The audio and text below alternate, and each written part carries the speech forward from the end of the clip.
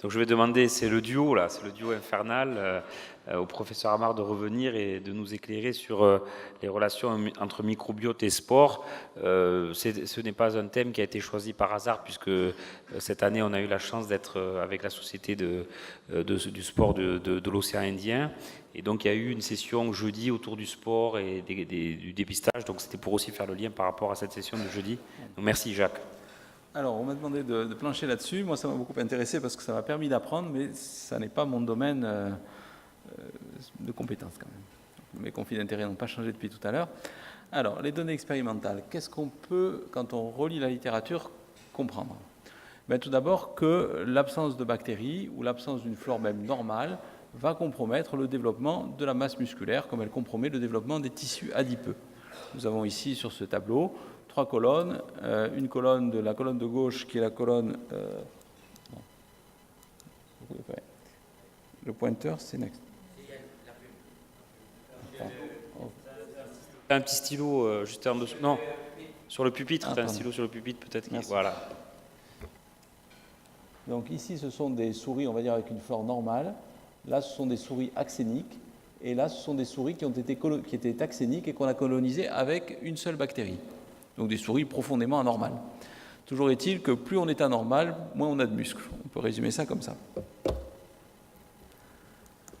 Deuxième chose, ces souris qui sont donc dont la flore bactérienne a été modifiée ont également des performances musculaires plus faibles. Non seulement elles ont une masse musculaire plus faible, mais elles ont également des performances musculaires plus faibles et on a un peu le même gradient.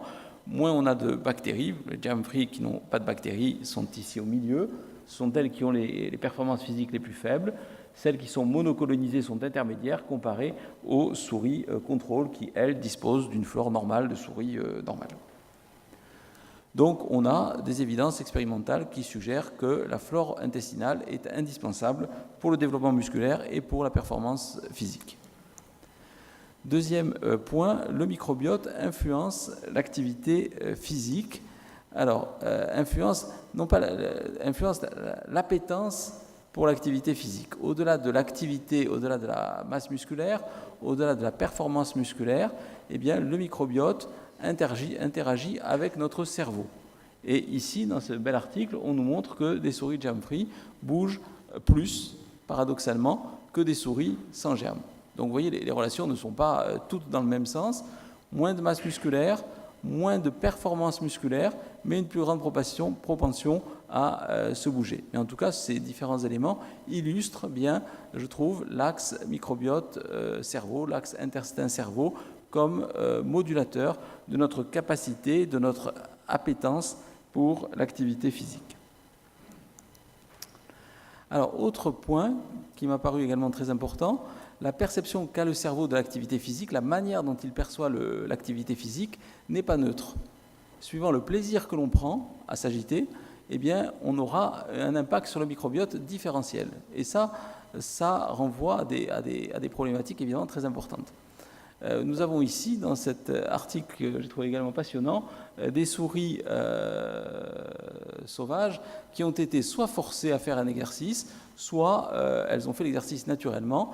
Eh bien, tout cela a un impact sur le microbiote très différent. Et pour qu'on arrive à le différencier sur ces analyses en composantes principales ici, c'est que vraiment il y a de la différence. Donc, suivant le fait qu'on vous oblige à faire du sport ou de l'activité physique, ou au contraire que vous y preniez du plaisir, eh bien, vous n'aurez pas le même effet sur votre microbiote.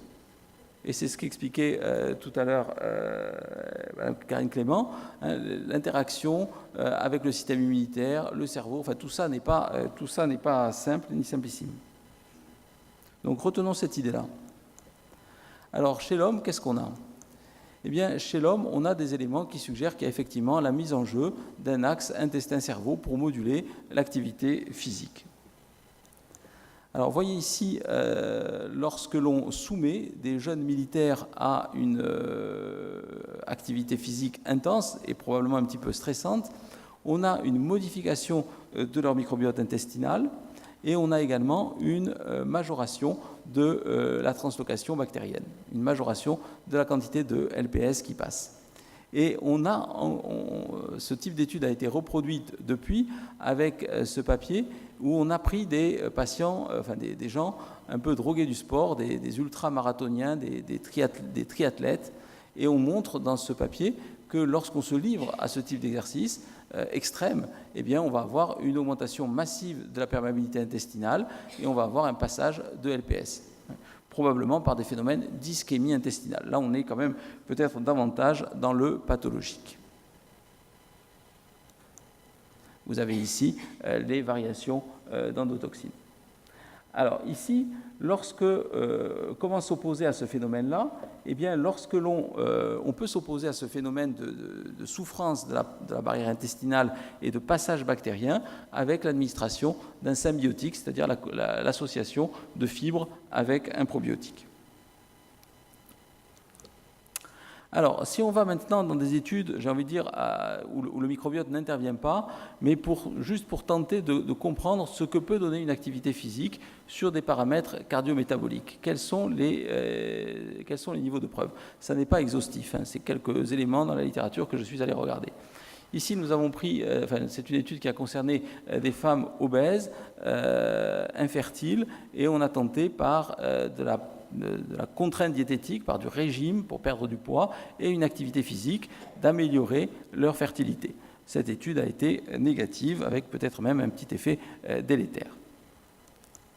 Deuxième étude, sur laquelle je m'attarderai un petit peu plus, parce qu'elle n'est pas très connue, elle a pourtant, je trouve, du poids.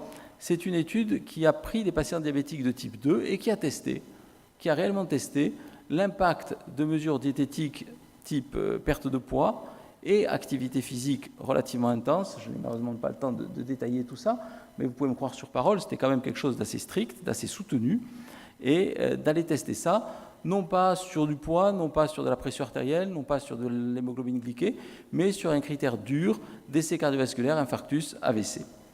Et la puissance de l'étude était suffisante. La puissance statistique de l'étude était suffisante pour réellement avoir une chance raisonnable de montrer un effet s'il existait. Qu'est-ce qu'on a trouvé? Eh bien, on n'a rien trouvé. On n'a pas montré, bien que les patients aient davantage perdu de poids dans le bras actif, dans le bras où on cherchait à leur faire perdre du poids, dans le bras où on les incitait fortement à s'agiter et ils ont répondu à la commande, eh bien, on n'a pas retrouvé de différence sur le critère primaire. Bon. Il faut le prendre comme c'est un niveau de preuve, c'est solide, voilà. Alors, est-ce que si l'activité physique avait été plus plaisante, le résultat aurait été différent?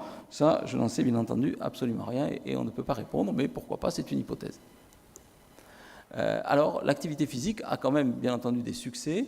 Ici, dans la prévention du diabète, nous avons une étude maintenant un petit peu ancienne, une étude de prévention, mais qui montre de manière très claire que l'activité physique et la diététique permettent de réduire considérablement l'incidence du diabète. Vous avez ici le groupe contrôle, c'était des patients avec une intolérance au glucose, la metformine et les mesures hygiéno-diététiques, et c'est cette branche-là, finalement, qui s'en sort le mieux en termes d'incidence du diabète. Donc il y a un vrai rationnel à inciter nos patients à risque de diabète à avoir une activité physique régulière, à avoir des mesures diététiques pour réduire l'incidence de leur diabète. Dernier point, l'effet d'une activité physique régulière sur l'hypertrophie ventriculaire gauche. Je ne sais pas si vous vous souvenez de ce que je vous ai raconté dans mon précédent topo, où des chercheurs en 2017, ici c'est un article de 1995, des chercheurs en 2017 ont montré chez la souris que la modification du microbiote en sélectionnant des bactéries productrices d'acétate était associée à un meilleur remodelage cardiaque. Eh bien, dans cette étude, qu'est-ce qu'on nous montre? On nous montre que l'activité physique régulière de patients hypertendus ayant une hypertrophie ventriculaire gauche eh bien, est susceptible d'améliorer le remodelage cardiaque. Donc, on a un effet ici qui est net sur la paroi vasculaire. Bon, on ne va pas rentrer dans le détail échographique, mais on a un effet sur une étude qui est relativement solide. Donc, pour résumer, l'activité physique, le sport, les deux choses ne sont pas tout à fait identiques, modifient le microbiote intestinal et la translocation bactérienne. Ces modifications dépendent des modalités de mise en jeu de l'axe cerveau-intestin, la notion de plaisir, la notion de contrainte, la notion d'intensité d'effort. Tout ça rentre en ligne de compte, donc on n'est pas encore au bout de la description. Le microbiote influence les capacités physiques de l'individu et son appétence pour le mouvement. L'activité physique sans contrainte diététique a réduit l'hypertrophie ventriculaire gauche chez les hypertendus avec HVG d'origine africaine, c'est l'étude que je viens de vous montrer, et des études récentes suggèrent qu'il peut y avoir un lien avec le microbiote, enfin lorsqu'on met toutes les études ensemble. Et enfin, l'activité physique et la contrainte diététique ne réduisent pas, ou plutôt réduisent le risque de diabète chez le patient, risque métabolique, mais ne réduisent pas le risque cardiovasculaire du patient diabétique de type 2 et n'améliorent pas au passage la fertilité chez la femme obèse. Voilà, je vous remercie.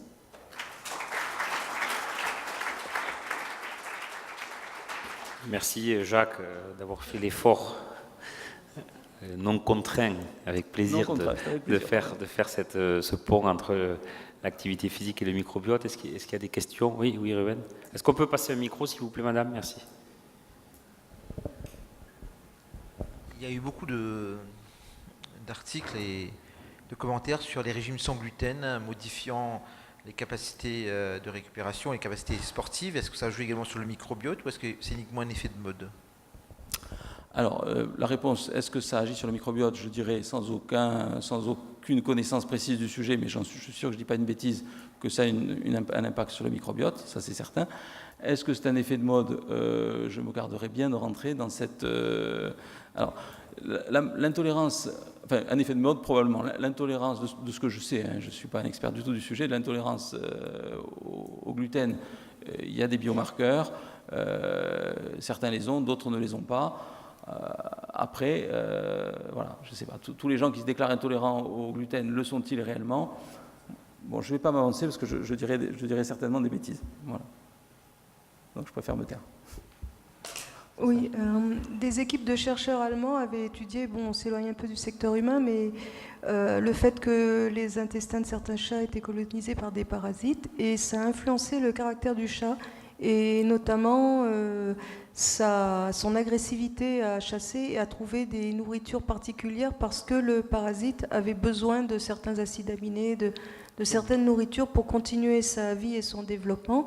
Est-ce que le microbiote humain peut influencer nos choix alimentaires sur un processus identique?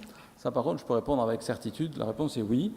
Parce qu'il y a quelqu'un à Rouen, Fetisov, qui a bien démontré la présence de certaines peptides bactériens dans leur rôle sur la régulation de la satiété. Donc là, il n'y a pas de doute que nous sommes dans une interaction, que l'axe intestin-cerveau, avec le microbiote au milieu, est un axe opérationnel. Après, il faut savoir l'influencer, on n'y est peut-être pas encore, mais c'est tout à fait clair.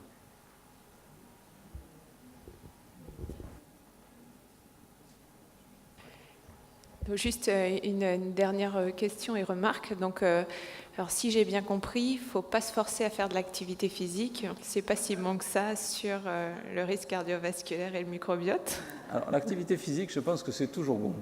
Marcher, ça ne fait pas de mal. Je pense que là, on peut le dire sans crainte de se tromper. L'activité physique contrainte, je pense que c'est peut-être pas si bon que ça, la contrainte dans ce genre de choses. Le sport, je vous répondrai comme Churchill. Et sinon, donc, à La Réunion, on a les coureurs du Grand Raid, la Diagonale des Fous, là, qui s'est passé il n'y a pas si longtemps que ça. On devrait mesurer leur translocation intestinale de bactéries. Ça devrait être intéressant après l'effort. Je crois que vous n'aviez pas besoin de moi pour savoir qu'il crée une ischémie intestinale. Il termine avec des rectorages, enfin, il termine avec du sang, quoi. Donc, il n'y a pas de doute que ce genre d'épreuve n'est certainement pas à répéter ou à conseiller chez celui qui est... C'est pas bon, quoi. Ça crée des trous dans l'intestin, c'est sûr. Oui, il y a une question au fond. Juste, est-ce que vous pouvez donner un micro, s'il vous plaît, là?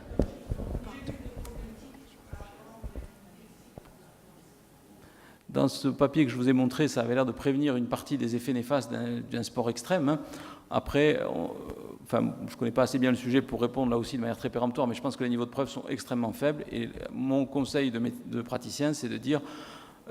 bon, ceux qui veulent absolument le faire, bon, ils le font, mais après, on est dans la limite du pathologique. En tant que médecin, je pense qu'on ne doit pas conseiller... voilà. Après, on essaye d'encadrer, je comprends ce que vous voulez dire, d'accompagner cette pratique-là. Je pense qu'au stade où on est, ça serait donner une fausse sécurité aux gens de leur proposer ce type d'approche. Très rapidement, pour compléter ce que tu disais sur le Grand Raid, en effet, il y a plusieurs études actuellement en cours pour la diététique du sportif avant et pendant l'épreuve. Et certains gagnants du Grand Raid sont soumis à des régimes particuliers, riches en fibres en particulier, et en plantes pour pouvoir essayer justement de ne pas avoir ces troubles digestifs pendant l'épreuve qui sont très graves. Surtout en déshydratation, bien sûr. Absolument. C'est vraiment des décharges bactériennes dans l'organisme. Bon, s'il n'y a pas d'autres questions, on va remercier encore le professeur Jacques Amar.